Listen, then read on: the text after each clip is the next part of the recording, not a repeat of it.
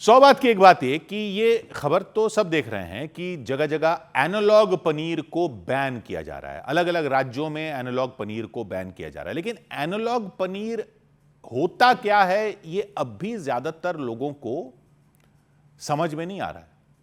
वो उसे नकली पनीर ही मान रहे हैं, मिलावट वाला पनीर ही मान रहे हैं। नहीं, नकली पनीर अलग चीज है, एनालॉग पनीर अलग चीज है। ये जो छत्तीसगढ़ में बैन कर दिया गया, उत्तर प्रदेश में बैन कर दिया गया, महाराष्ट्र में बैन कर दिया गया, गुजरात में बैन कर दिया गया, मध्य प्रदेश में बैन कर दिया गया, एक के बाद एक हर राज्य में बैन किया जा रहा है, वो नकली पनीर की बात नहीं हो रही है। भाई, नकली पनीर बनाना तो पहले ही बैन है, पहले भी बैन था, बैन है ही। नकली बनाना तो जुर्म है, उसके लिए अलग अलग राज्यों को अलग अलग बैन करने की जरूरत थोड़ी है। ये जो बैन हो रहा है ये एनालॉग पनीर है। ये अभी तक इस तरह से बैन नहीं था, ये बनाने बेचने पर कोई पाबंदी अभी तक नहीं थी, लेकिन अब इन राज्यों में इस पर पाबंदी लगा दी गई।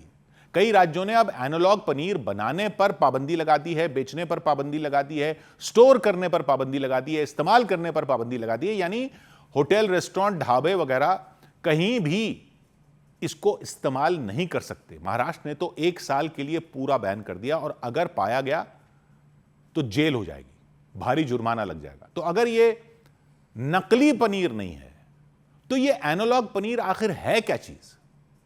इसको लेकर क्यों इतनी हलचल मची हुई है? तो असली पनीर तो पब्लिक जानती है कैसे बनता है। दूध गर्म करो, नींबू का रस या सिरका डालो, दूध फट जाता है, छेना बन जाता है, फिर उसका पानी निचोड़ो, दबा दो, तो तैयार हो गया पनीर। मोटे तौर पर ऐसे पनीर बनता है। यानी ये पूरा दूध से बनता है, और दूध से बनता है तो उसमें दूध का प्रोटीन होता है, दूध का फैट होता है, दूध का कैल्शियम वगैरह सब होता है। और नकली पनीर क्या होता है? नकली पनीर या मिलावटी पनीर बनता है यूरिया जैसी चीजों से, शैम्पू से, डिटर्जेंट से, खतरनाक केमिकल से। मतलब नकली या मिलावटी पनीर बनाना तो जुर्म ही है, क्योंकि वो तो खतरनाक होता है, उसमें तो दूध होता ही नहीं है या बहुत कम दूध होता है, और असली पनीर बताकर बेचा जाता है। इसमें स्टार्च मिला देते हैं, मैदा मिला देते हैं, सस्ते वाले वनस्पति तेल से उसको चिकना बना देते हैं, बेकिंग पाउडर डाल देते हैं, सोडा डाल देते हैं, इंडस्ट्रियल केमिकल तक डाल देते हैं, डिटर्जेंट डाल देते हैं, शैम्पू से सफेद कर देते हैं, यूरिया डाल देते हैं, और पनीर जैसा दिखाते होते। मतलब जहरीला ही होता है वो मामला तो पूरा। उसको बनाने बेचने पर जाहिर सी बात है कानूनी कार्रवाई होती है, यानी सेहत के भी खिलाफ होता है और कानून के भी खिलाफ होता है। लेकिन एनालॉग पनीर की कैटेगरी अलग है। एनालॉग शब्द का मतलब क्या? एनालॉग मतलब मोटे तौर पर स्ट्रक्चर या बनावट में किसी के जैसा, एनालॉगस उसका एनालॉग, किसी के अनुरूप। तो एनालॉग पनीर मतलब वो पनीर जो दूध वाले पनीर जैसा होता है, लेकिन वो दूध से नहीं बना होता। मतलब बना वो खाने की चीजों से ही होता है, उस तरह से खतरनाक या जहरीला नहीं होता जैसा नकली या वो यूरिया वाला और डिटर्जेंट वाला पनीर होता है ना। लेकिन वो दूध से नहीं बनता। तो किससे बनता है? मुख्य तौर पर पाम ऑयल से बनता है। पाम ऑयल में स्टार्च मिलाकर, दूध का पाउडर थोड़ा डालकर एक मिक्सचर बनाया जाता है। उस मिश्रण को गर्म करके गूंथा जाता है और उसे पनीर जैसी शक्ल दे दी जाती है। दिखने में सफेद सफेद क्यूब जैसा लगता है, पकाने में भी लगभग वैसा ही होता है, लेकिन अंदर इसमें दूध नहीं होता। दूध के फैट की जगह इसमें पाम ऑयल वाला फैट होता है, और प्रोटीन भी कम होता है, जाहिर सी बात है, दूध ही नहीं है। इसलिए यह सस्ता पड़ता है, सस्ता भी पड़ता है, और ज्यादा समय तक खराब नहीं होता। भाई दूध ही नहीं है उसमें, तो खराब होने का भी खतरा कम होता है। और रेस्टोरेंट वालों, ढाबे वालों को यही तो चाहिए कि पनीर खराब ना हो। आप खाए जा रहे हो शाही पनीर, मटर paneer, kadai paneer, palak paneer, chilli paneer, paneer makhani, paneer lababdar, paneer do pyaza, paneer tikka, paneer pakora, paneer bhurji, paneer paratha, paneer roll, paneer sandwich, paneer pulao, paneer Manchurian, और पनीर ही नहीं है उसमें, दूध वाला पनीर नहीं है, सब एनालॉग पनीर है। टेस्ट में आप फर्क नहीं बता सकते, और वैसा खतरनाक भी नहीं है क्योंकि पाम ऑयल से बना हुआ होता है, और पाम ऑयल तो सब जगह सब खाते ही हैं। रेस्टोरेंट वगैरह में पाम ऑयल ही इस्तेमाल करते हैं हर खाने में, तो वैसा खतरनाक तो नहीं होता, लेकिन वैसा पौष्टिक भी नहीं होता। शाकाहारी लोग प्रोटीन के नाम पर पनीर खाए जाते हैं, और पता चल रहा है कि जो पनीर वो खा रहे हैं वो तो एनालॉग पनीर है। प्रोटीन तो मिलेगा दूध वाले पनीर से, कैल्शियम तो मिलेगा दूध वाले पनीर से। इसलिए ये एक के बाद एक एक्शन लिया जा रहा है राज्यों में।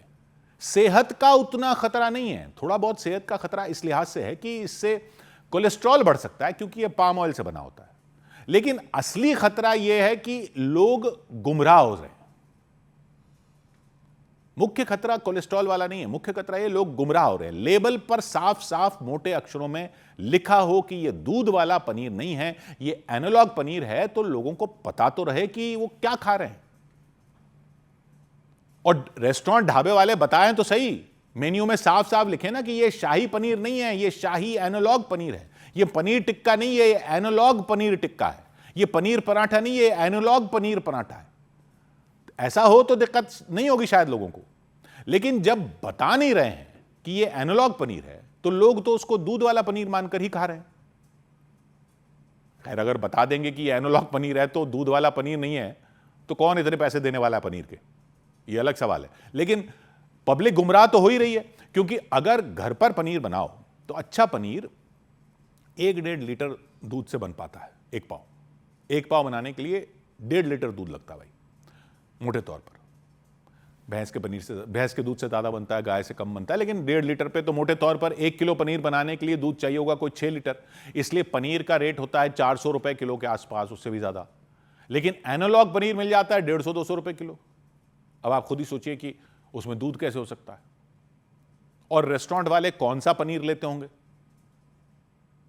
यानी ये जहरीला भले ही ना हो, लेकिन ये एक फॉर्मूला से बना एक फूड प्रोडक्ट है। ये वैसे ही एक प्रोडक्ट है जैसे एक प्रोडक्ट होता है जिसको कहते हैं मार्जरीन। मार्जरीन मक्खन की तरह होता है और मक्खन की जगह इस्तेमाल होता है, लेकिन मक्खन नहीं होता। उसको मान लीजिए कि एक तरह से वो एनालॉग बटर है। यानी जब पहले जैसे वनस्पति आया था ना, तब उसको कहते थे वो घी है। वो एक तरह से एनालॉग घी था, जो डालडा वगैरह जब आए थे, रथ और वो सब। लेकिन ये मार्जरीन का तो नाम ही अलग है ना, खास अलग नाम दिया गया है मार्जरीन। उसको एनालॉग बटर तो नहीं बोल रहे, लेकिन इस एनालॉग पनीर को कोई अलग नाम ही नहीं दिया गया है, तो सब उसका फायदा उठा रहे हैं। एफएसएसएआई यानी देश की जो फूड सेफ्टी अथॉरिटी है, वो भी इसे कोई गैर कानूनी नहीं बताती। एफएसएसएआई इसको फॉर्मुलेटेड फूड बोलती है, मतलब एक फॉर्मूला से बना खाने का सामान। लेकिन वो पैकेट पर साफ साफ लिखना होता है कि ये एनालॉग है, ये या नॉन डेयरी है, डेयरी नहीं है, और इसे असली पनीर कहकर न बेचा जाए। समस्या तब शुरू हो रही है जब होटल, रेस्टोरेंट, क्लाउड किचन या ये ठेले वाले हैं, इसे मेन्यू पर या बिल पर असली पनीर बताकर परोस रहे हैं। ग्राहक सोचता है दूध वाला पनीर खा रहे हैं, लेकिन असल में तेल और स्टार्च वाला प्रोडक्ट खा रहा होता है। यह सरासर धोखा है, और यही कानूनी भाषा में जो कहते हैं वो अनफेयर ट्रेड प्रैक्टिस है। इसलिए ये एक के बाद एक राज्यों ने इस पर बैन लगाना शुरू कर दिया है, क्योंकि जांच में पता चला कि बहुत जगह ये बिना बताए इस्तेमाल हो रहा है। ये पैकेज्ड फूड की कैटेगरी में आता है, यानी इसको पैकेट में ही बेच सकते हैं, लेकिन ये खुला भी बेचा जा रहा है। पैकेट में इसलिए बेचना होता है क्योंकि उस पर साफ साफ लिखना होता है कि इसमें दूध नहीं है, तो वो सब नहीं किया जा रहा था।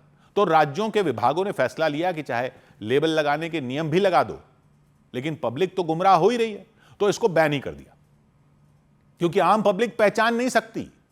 ये कई तरह के टेस्ट बताते हैं, ये कर लो वो कर लो तो पता चल जाता है। वो सब नकली पनीर तो पता चल जाएगा जो यूरिया डिटर्जेंट से बनता है, उसके तो टेस्ट हो सकते हैं, लेकिन एनालॉग पनीर पहचानना आम पब्लिक के लिए आसान नहीं है।